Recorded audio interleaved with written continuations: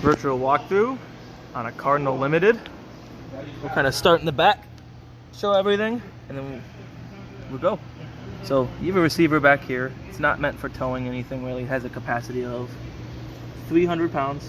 So maybe a bike rack or a one of them big racks. You can put like an extra cooler or two on, but nothing over 300 pounds.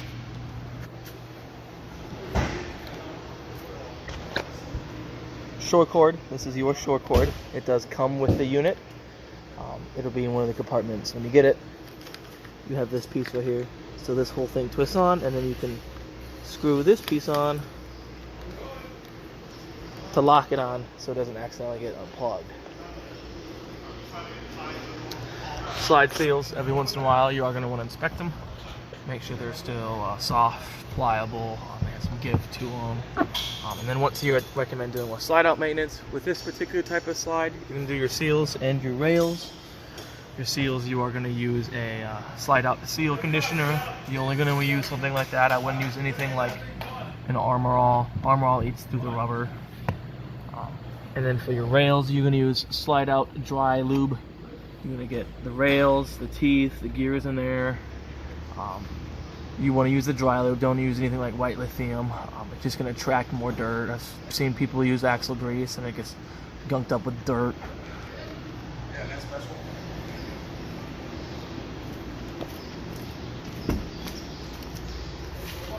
Down here, your sewer outlet, you only have this sewer outlet here. Get your cap on. Your handles for draining them are in one of the compartments.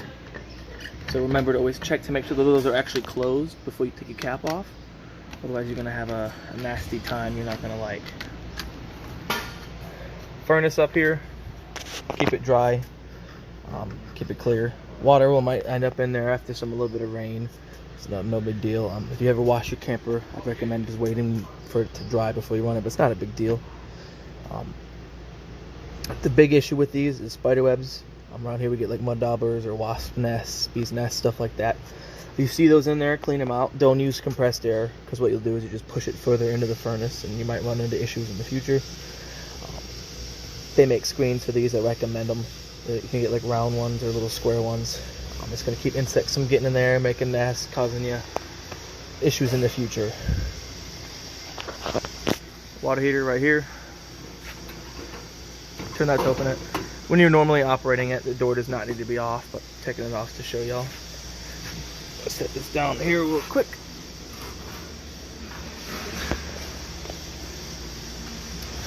Water heater. There's not really a whole heck of a lot to it. Get your pressure relief. Resetting your thermostat and ECO if they ever trip. On and off for electric. Drain plug, anode rod. After a while, this is going to start falling apart. Looking kind of gross. Get yourself a new one when that happens. But you'll put your plug in here, thread it on. 1/16" is the socket size for that. Snug her down, but don't over tighten it. Snug her down. As soon as you hook up water, turning it on through city or turning your pump on running fresh, it will fill your water heater up. And you'll be able to wait a little bit until it's full and turn her on. Turn it on electric, it is that switch there. Turn it on gas, there's a switch on the inside for it.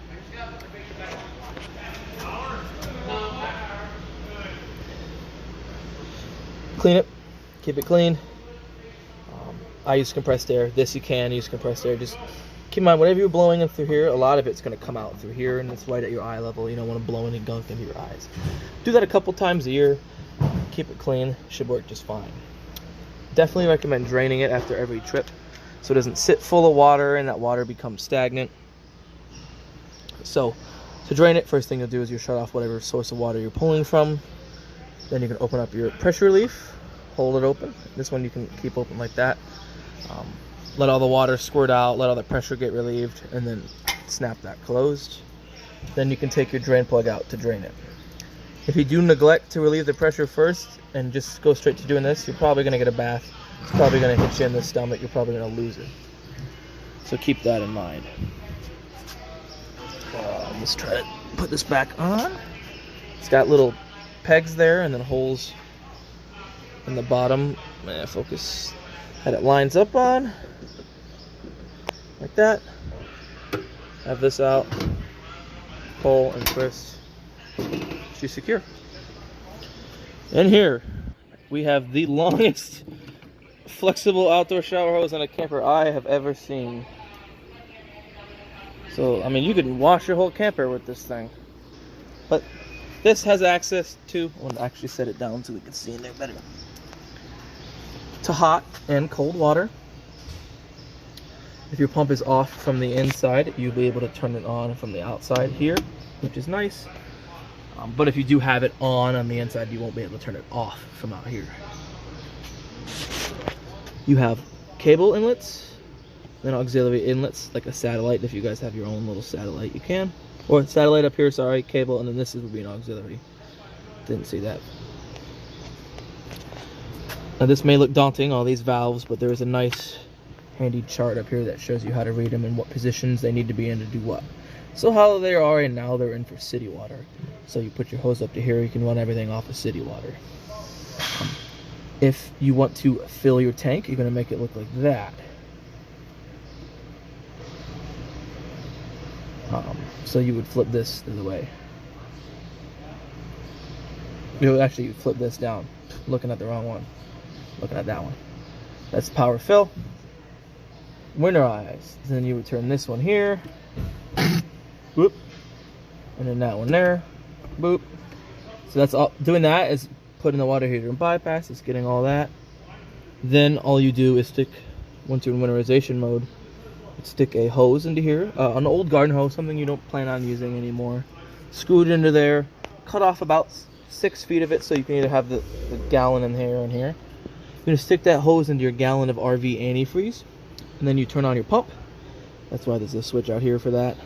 And that's going to, instead of your pump pulling from your fresh tank, it's going to pull from this fitting right here. And then you can winterize your unit without having to try to find your pump and splice into that and whatnot. And to winterize, you would just run each fixture until you see pink, perfectly pink water come out of it. Now, if it's a little pinkish translucent, there's still water in there. Make sure the antifreeze has been flushed through.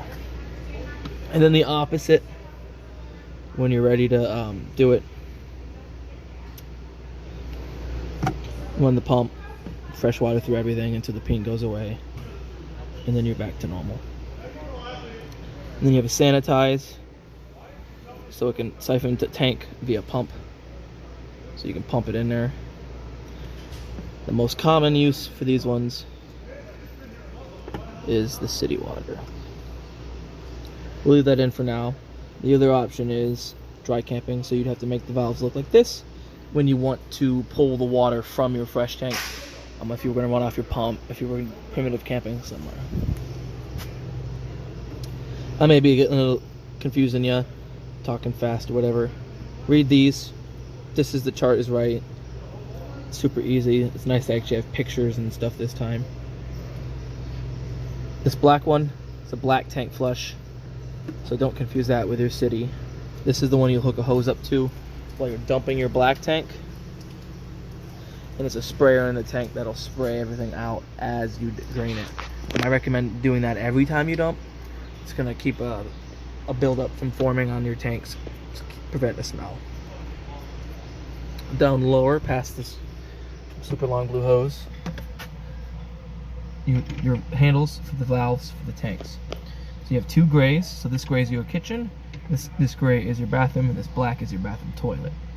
So they're open now. I'm actually going to close them. So you push them to close them. And that's it. You just pull them to open. To the right of that, you have low point drains. So you can crack these open like they are now to drain a little bit of water out of the lines. And then close that. For my camper, I do that every time. After every trip, so water doesn't sit in the lines. Just because I don't want to build up any stagnant water that may occur. This you can unscrew. You can see the ground straight below. That is because at the campground you'll be able to open that up, run your hose or your cable or whatever through that and hook into here. That way this door does not have to be open while you're camping.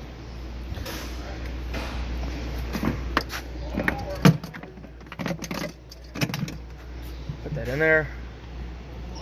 Close her up. Moving along. this large compartment door in it. It has your pass-through compartment, backup crank for your spare tire, some tie-down points here, there, there, then a battery disconnect over there. We'll go more into that as we go to the other side. You do have a light, which is on each side, which is nice. We'll close this up. Right here, access to your propane. Well, one of them. See, right in there. So you have one 30-pound tank here, another 30-pound tank in the other side. Together they're about 14.5 gallons of propane. I think I filled them total to 14.4, so that's how much you get. We fill them. If you don't want to get them filled, you can take them somewhere to get exchanged. A lot of campgrounds do fill them there as well. Tanks, they expire in 10 years, so these would be 2020s or 2021s. So in 10 years, you will be able to use it, but you won't be able to get filled. So just take it somewhere, get exchanged, or purchase a new tank. Propane regular. This is a 2-stage, so 1, 2, and it's also a auto switch over. The camera's tracking my hand and shaking. If you were to have both tanks on, so this one and the one on the other side, and you had this selected, let's say, see, follow this one, it's selected to the tank on the opposite side. It keeps doing that with my hand. It's going to pull from that tank first. If that one were to get emptied, it'll switch automatically to pulling propane from this tank, again, provided it be on. However, when it does switch over, this little switch over doesn't move. It doesn't indicate any way, shape, or form that it has switched over. So my recommendation is have a tank off, so you do have a spare, so you know when you run out of propane, so you know when you're on your spare. That way you can get your tank filled as soon as possible. Not much else in this compartment. Lock it up. This one right here is your touch system for your auto leveling. So right there. And I think on the underside or somewhere around here is a sticker how to operate, but sometimes they do not put that on, unfortunately. Oh, right below it. Alright, I'm back. There's a alarm, but nothing big. Guy's testing all of our alarms. So this is your controls for your leveling system. Right here's the sticker. I missed it the first time because sometimes I do things like that.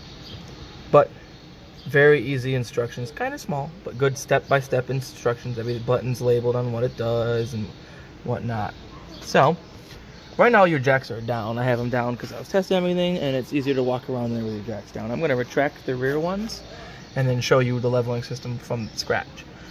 So we're going to do the things in reverse. I'm going to show you how to raise it to hook up, and then I'll show you how to unhook and do stuff like that. So now I know we are delivering this, so you may never need to hook up to a truck. But what first you're going to do is, you see this? It says auto retract. You may be tempted to hit that. Don't, because it's going to retract all of the jacks, including the front ones. And then it's going to nose dive. So it's not a big issue. It's just, it could be startling to a customer. If you had your steps out, it could damage your steps. So you're just going to ignore all of these. And just this menu right here. You're going to hit this retract button. See this little light turns on now? Any control you hit will be in the retract function rather than the extend. So now we hit rear. So watch my finger here, rear. Retracting the rear jacks. Now these are all hydraulic. So will all your slide outs.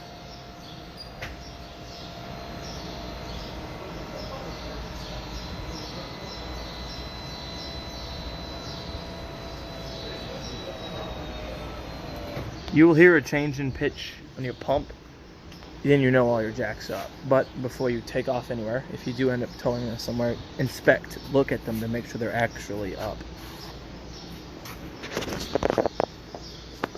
Come to here, we'll turn off this retract function. So now, let's say you were in this, you were getting ready to hook up to your vehicle. If you wanted to raise it to get your fifth wheel higher to get on, you're gonna hit front. It's gonna raise the front. If you need to retract it to get it lower or whatever, or to retract the jacks up for transport, you can hit retract, and remember what I said. Now any function is in the retract mode. Just like that, perfect. So now what we're gonna do is show you auto level. So literally all you'll do is, when it's unhooked from your vehicle, I recommend doing this while your slide outs are out, just so it can compensate for the weight of your slides, and that's just the way I like to do it, but that's also a personal preference. You just hit auto level. It's gonna kind of dip the front down and kind of start from a 0 point, from a point at one it always starts from, and work its way from there. So it'll usually get at as level as it can, front to back, and then it'll run all the other jacks and do some final touches. But while that is going, we'll continue with our walkthrough, and when it beeps, we'll double back. In here is you can hear and see your hydraulic pump and reservoir. If you ever see it low, top it off. Just remember, if you do transport, if you top it off while these jacks are extended, when you do retract them, that fluid does have to go somewhere, so you don't want to overfill your reservoir. Right below that, your inverter, you can turn it on and off from here, but there's also a button on the inside. Your inverter is what's going to allow your refrigerator to run off of 120, but 120 coming from your batteries rather than being plugged in. So you do have 2 batteries right there for it.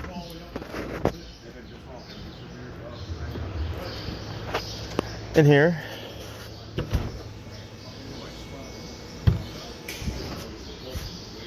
the other side of your propane tank, the other propane tank. So that's in here. That beeped. Oh, what could that mean? It means you're done. So we'll kind of walk our way back over here. We missed it.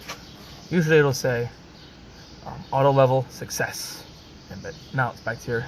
It tells me we are level. If it was not level, it would say not level. Jacks and then down. So I know all the jacks are down. It will always say jacks down if these ones are down as well. But there's all that for that there. Turn it off when you're not using it. Lock, close it, lock it up. There you go. Easy peasy. It takes the guesswork out of everything.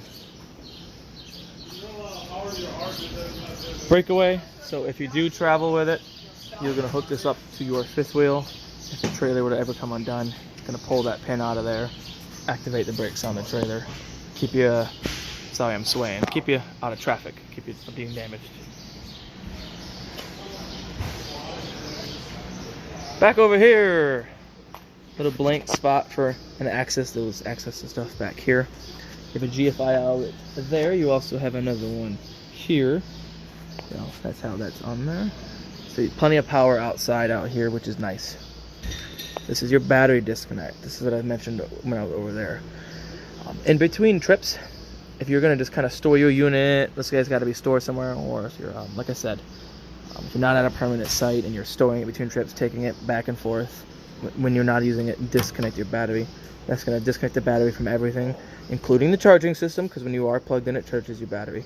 So if you are able to keep your camper pretty much plugged in all the time, leave this on so your batteries do receive that charge. In the winter, if you're even if you had a permanent site and you're not at the camper in the winter, take your batteries out, garage, basement, shed, just in case the winter, you know, they can get discharged in the winter and not able to keep a charge again, and you have to replace your battery. I still recommend using your batteries, even if you're you know, be able to plug in all the time, just in case you were to lose power, you're able to run your refrigerator off of them and all your other stuff. Another GFI outlet here. All your GFIs are in the same circuit, so if you were to trip one, they're all going to get tripped as well. Coming out here, spot to mount a TV out here. So if you wanted to have a TV, small TV out here, you could. That. Another GFCI protected outlet. So you have power for your TV, and then you have a cable outlet out here. So you'll be able to watch your antenna TV off of your outside. You have another spray port here. So that same quick disconnect spray port that was on the one side, you can take over here and use out here. That's why I'm thinking you can use it to wash the camper, because it's so gosh darn long. I'm going to open this compartment. We won't be able to get it all the way open because we're kind of tight on space here, but I'm gonna slowly guide this open. So I can just gently rest right here, so no damage on my co-workers here at Toolbox. And we'll kind of come in this little area. This is my favorite part about these Cardinals. Outdoor light, blue lights. And you do also have switch that is very bright here. A couple things out here. You have a little bit of storage up here. I like the silver on this, kind of turns blue. Do have a refrigerator. Now this is just a refrigerator. It's pretty neat. It's like a beverage refrigerator. You have controls on it. Turn the light. See right here, kind of hard to see. Light, temperature, change temperature. Here, and settings here. Fairly nice. Through here, you have a fold-out kind of tray. So this fold out for preparing food and whatnot. It goes out pretty far. Get a far away view. So I'm gonna close it. I need both hands for this. So it's gonna get to a certain point where you won't be able to close it. You need to push both of these down at the same time. And that's also what is gonna lock it in place. You do have a Suburban outdoor propane griddle with the mount kit for it and the hose. The hose gets connected to what? Actually, let me sneak out of here real quick. I'm going to turn these lights off so I do not forget to turn them off in the future. Ooh. Gently going to close this. These type of latches are called slam latches. They're meant to be slammed. Right over there, you have a propane quick disconnect. Let's see if I can get this thing to zoom in to see that right there. And you see that silver thing on the side? That's the valve. You open that, it's going to rotate from the down position over to the right. And it has a little tab that's going to keep you from being able to disconnect the propane line while that valve is open. So, pretty neat. Then it comes over to here. That's the spare tire. That's the thing for the crank. Your mount's going to get slid on this. Grill gets put on that. Access to grill outside, which is pretty neat. This unit does have a ladder on it. It is a walkable roof. You are going to want to be careful still from falling, anything like that. You are going to want to go on your roof. I would recommend at least once or twice a year to look at your sealant. Make sure your sealant is in good condition. Make sure the rubber itself is in good condition as well. These folding steps, they're hydraulically supported, so they are easier to do by yourself. I did have to retract and then lower and then extend the legs to get it to clear my table, so that's going to be quite difficult to do one-handed. You do have a very large grab handle, and there's also, these steps are equipped to have another handle installed on them too, so you can have plenty of handle to support your way on the, but you support yourself on the way up. This is your main control for everything on the inside. It's pretty neat. So you have to turn your panel on first. So let's turn it off. So turn the panel off. It's going to turn a couple lights off, but that's it. You're going to come in, this panel is going to be off. You're going to push and hold this button labeled panel power. It's going to turn this on. So you can see all these buttons are nice lit up, clearly labeled what they are. You can read how charged your battery are. These ones are a little more precise than the other ones. So and then you have readers. So I left the fresh a little bit full so you can kind of see what it looks like. But it's about 2/3 full. And then you can see the other ones. Your black water, you do not have a second black water. It's optional, you do not have that. Gray water, so that's going to be your bathroom, black and gray. And then galley tank, which is that second gray tank. That's just going to be the kitchen sink. That's a very nice feature. It's going to keep you from filling that one gray tank up pretty quickly. You come down here, we're going to actually go to the lighting. So main lights. So turn the main lights on the camper. So every light that isn't controlled from this panel will turn on with that. Well, any light that is controlled from this panel. So your island lights, the other lights over there, the lights on the slide out, you will have to turn off at the light itself. You have roadside lights, so there are a couple of lights on the outside. Roadside is going to be that side, your driver's side, and then curb side is the door side or your passenger side. There's a light for that too. Awning light, so you have lights on your awning. Entry light, light above your entry door, which was already on. Actually, entry light is that door right there, a little amber light. Turn that off. Hallway light. The light's above me. Then you control this for your slide out. All of these two, you don't have. Since your slides are hydraulic, they're all controlled off of one switch. So, in and out. Sometimes it depends on which one opens and closes first. It operates on whatever room has the least resistance. It's gonna do that one first. Then you have your controls for your awning. So awning 1, extend and retract. Awning 2, you do have awning 2. Your awning 2 is gonna be the slide out awning on your slide out. So that one you may not have enough room to open up all the way. As you can see, we're not even, this slide isn't even open all the way. Again, space constraints. But it is, once you have both these awnings up, this thing really does offer a lot of shade.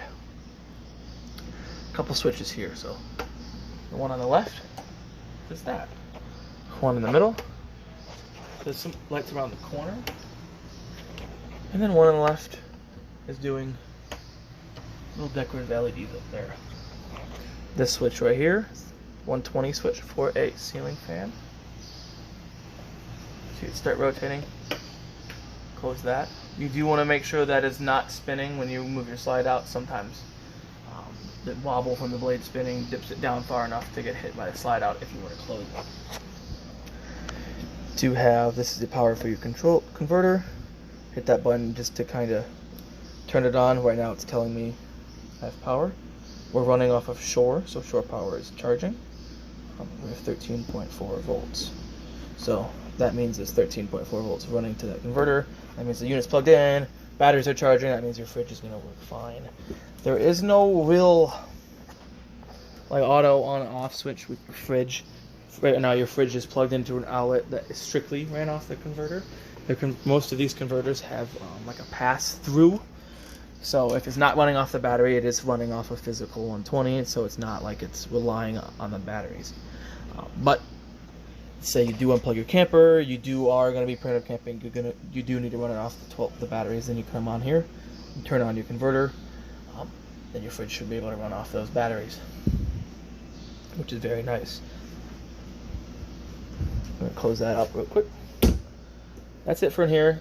As you saw the sticker for the internet upgradable. We'll go into more of that when we go explore the bedroom, which is what we're going to do next. So these bedrooms are very nice, very spacious. Come in here. Any door that has a lock on it, please secure when traveling. If you do, again, opt to travel. Spot for a washer and dryer, a stacker, or you can purchase a combo. Don't think the combo's dry clothes is good enough. You have your hookups here. There's where we can access the plumbing and access our drains and whatnot. Yeah. And then we would drill in through here and then out that way for your vent. So you have your vent out the side. And then the other side, again, I like these because there's so much storage in these. Look at in here. Lots of storage. It's bigger than my closet in my house.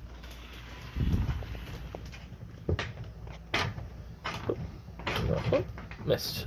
There we go. Your bed here, lights above each person. They are pretty bright, so don't expect just turning your side on won't wake your partner up. And then the other nice thing about these is you do have, let's see, storage up underneath the bed. It's thin storage just because there's the slide out mechanism is in this slide out underneath there. And then this whole platform moves when you operate your slide out. Coming over here, you have an outlet down here. USB ports there, right there. Light switch. Does the lights in here, and then you have another thermostat. So this one, if you turn it on, It's going to ask what fan mode I want. Auto, high, or low. I recommend auto. It's going to allow the compressor on the AC to cycle on and off and regulate the room at whatever temperature you have it set. Tap that one more time. It's going to bring up your AC. This goes as low as 55, but you can change the temperature if you want. This only controls the AC in the bedroom, and you can run both at the same time if you want to. Tap mode to turn it off. You will have to cycle through furnace. You can't control the furnace through here. Tap mode through that again. That turns that off. Alrighty then, moving on from your bedroom, we're gonna go into the bathroom. And now that I move into the bathroom, there's the thing I wanted to show you, but we can always double back. Light switch, left is the lights behind me. Those ones. Right are like your vanity lights. Dual sinks, pretty cool. You got 3 outlets in here, GFCI outlets. Any of your GFCIs would have tripped, this is the one you're gonna reset it on. Toilet, porcelain base, foot pedal flush, which is nice. As long as you're pushing down this pedal, it will continue to flush. If you were to just slightly do this, it's going to fill it with water, but not flush. I always like to fill it up with a little bit of water, then send her on home, and then let it run for a couple seconds, and then close her off. Use regular RV marine toilet paper. Don't use regular toilet paper. We sell that kind of toilet paper here. Walmart, marine stores might even have it, but you don't want to use regular toilet paper. Don't use antibacterial soaps in there if you think it's getting a smell, you want to try to clean it out. There's special products for it. You need the bacteria in there. And if you ever think about it, when you do dump your waste on your toilet, it pretty much isn't any really solids, it's pretty much all liquids. That's because the bacteria is in there breaking it down. It works just like a septic system at home would. Try gliding the shower doors. Lock them in the open position when you travel. Shower, very nice. Adjustable shower head, I believe. Skylight or sunlight, whatever you want to call it. It lets good amount of light in, but I always thought they put these in here for the taller folks. So there's that. And then you do have you have a fan here. You don't have to crank it up. It's powered. There's one that's labeled vent open, and then a fan on. Push and hold vent open. You open it, and then you turn on the fan. Usually these make you have the lid open before the fan will turn on, and it doesn't stop when it's closed. Just let off the switch when you hear that noise. And then you do got a crap ton of storage in here, which is super nice. Back out of here, the bedroom is the other thing I want to show you. That's that thing on the roof. That's the wine guard, our access point to wire up the internet fixture on the roof if you did opt for the internet on there. It doesn't give you internet, it's Wi-Fi extender, or you pay monthly for 4G, which will act as Wi-Fi here. Smoke alarm up there, 9-volt battery if it starts chirping at you. Pantry, little storage in here. Put a little closet in there or a vacuum, which would be nice. Right here, I'm gonna actually sit down to show you guys this. This panel comes off. The fuse box, myriad of fuses. Definitely keep a spare fuse kit. One below that. Breaker box for all your 110 stuff. Check these just in case. That's the first thing I tell people to check. If something doesn't work, don't go digging it in, tearing apart an outlet, and doing all this and that. Just check the breaker first. Start with the simplest solution. That's my hat, sorry. This is the other thermostat for this area. So this one does have the furnace, so that's your furnace. The furnace goes to 90, and then you can turn it off. If you have the mode on high or low, and then run your furnace instead of auto, what will happen is your furnace will kick on, but then the fan on the AC will also kick on to help circulate some of the air. Some people get confused and think both their AC and their furnace is on at the same time. A little bit more about these. They're a little finicky as if you accidentally hit up and down at the same time. Switch to Celsius, just hit up and down again to go back to Fahrenheit. Unless you like reading it in Celsius. We're going to turn that off. Right below that, it's another thing for a fan here. So hit and hold up.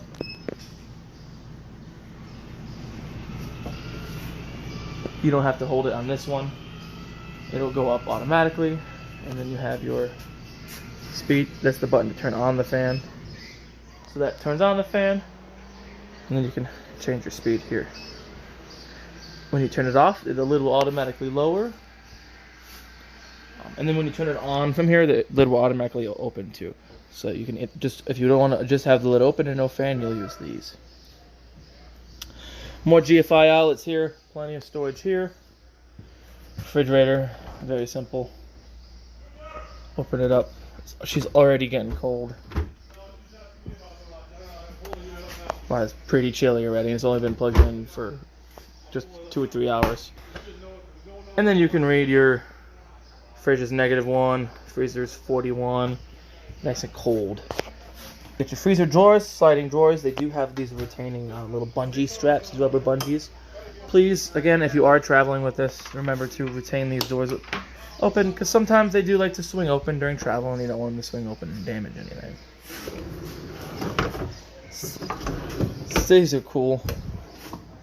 Sliding racks, oils in here, and your seasonings in here.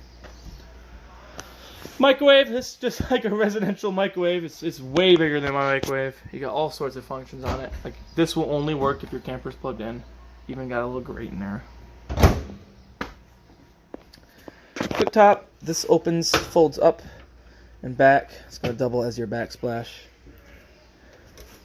It's going to turn on the lights for your knobs. It's also an oven light. To light it, all you do is turn to high, twist your sparker, light right up. Gas is off, so it's not going to light. Your oven's a bit different. You're going to turn that to this little flame. Push and hold it in. As you're pushing and holding that in, you're going to get down there, open up it, look at your pilot. You're going to crank your sparker as you're holding it in. Your pilot should light. Hold this for a few seconds to make sure it stays lit. So when you let go, it's still lit. Then you turn it to your desired temperature. And then turn it all the way off when you're done.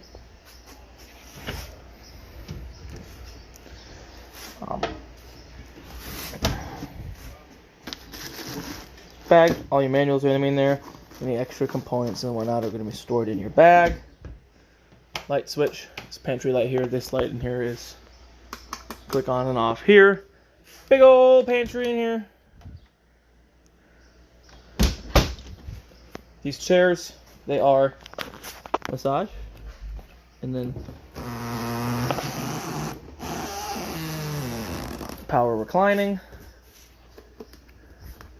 Remotes. So your remotes for the TV in the bedroom are in the first cabinet drawer below the TV. Then you have remotes for the TV in here.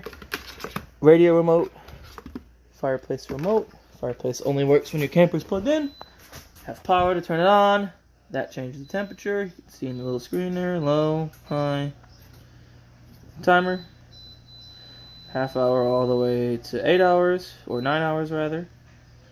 See if we can't focus on this. Just changes the color of it all. I personally really like the blue and red ones. And then you have change the flames. It's gonna change the heat and whatnot. So it's electric heat. It's perfect for if it's a little bit chilly out. Get the cool breeze out of the air. Get the chill out of the air and whatnot. Radio. There was a remote for it. Hit that power to turn it on. Your volume controls here. Channel, pause, play, enter for modes. AM, FM, disc, Bluetooth, USB, auxiliary. So you can Bluetooth your phone to this. Disc, you'd hit that, pop a DVD in there, turn your TV to the appropriate source, and then you'll be able to watch the DVD off of here. So change the audio settings, alarm, sleep timer, change the clock, the brightness of it. Presets 1 through 6, push hold to save preset. Anytime you disconnect the camper's battery while the unit's unplugged, the radio will reset. Then you have zones. So zone B is inside. So I just turn the inside speaker off. So on. Or zone B is outside. So zone A is these speakers. Zone B is those 2 speakers on the outside. Very simple. TV. The nice little feature about this TV is so you can, it does swivel out, you unlatch this, swivel and whatnot. But if you feel below here, grab it, lift up. Look at that. Oh, the TV is not swivel, sorry, that's just a bar to actually unlock it from the mount. Plenty of secret little storage in here. You do have access to some of the cabinets. from here. And then access to your auxiliary and your satellite, if you do have a satellite, end up getting put on here. It's good to kind of guide it home. Give it a push. Make sure she's latched in. You're good to go. Chairs, they do have storage up underneath the seats. They pivot up. They have straps to be strapped down, which is a really good feature. This folds up. So you fold this up, pull that metal bar out to secure it. Please remember, if you extend this table and you need to close your slide to retract it, or your slide will hit this and damage it. And unfortunately, that's not something that is warrantable. That would have been your fault. But it's a rare occurrence. Coming around through here, the GFI outlet light switch does these Allen lights. And then right there is a CO, or carbon monoxide, and then propane alarm. That's hardwired to the 12-volt system. There are no batteries you have to worry about changing on that. If this the 12-volt batteries that I showed you earlier start to die, that will chirp at you. It's a low voltage indicator. Don't confuse that with an alarm. If that were the case, plug your camper in and get the batteries charged back up. Well, that's pretty much it for this Cardinal. These are one of my favorite high-end units that we have. I hope you guys found the video informative, and I hope you guys really get a lot of good use out of this. This is good enough to be a second home.